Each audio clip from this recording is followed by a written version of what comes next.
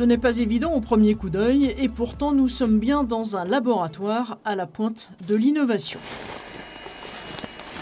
Cette petite pièce, moins de 15 mètres carrés, recèle de trésors un drôle de stock. Des kilos de plantes, d'extraits de feuilles de racines, la source, la matière première de toutes les recherches de Green Pharma.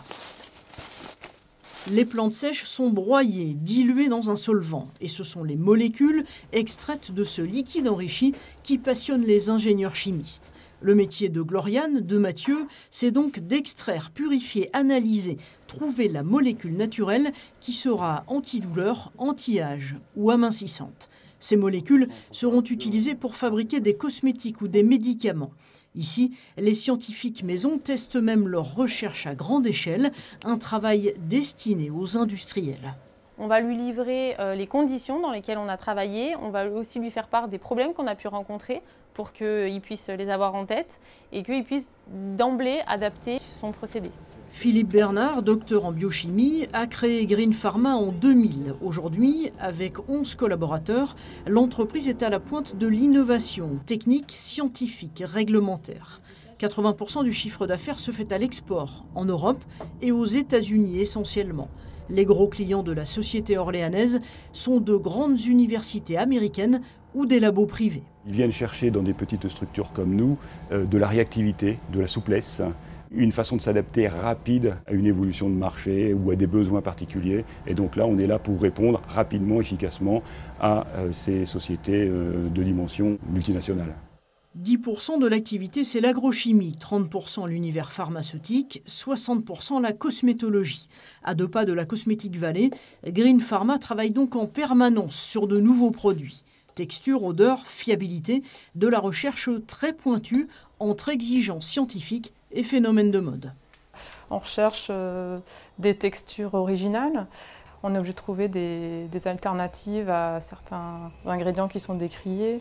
C'est de trouver le meilleur compromis entre l'efficacité, les contraintes d'incorporation des actifs et le meilleur aspect sensoriel possible.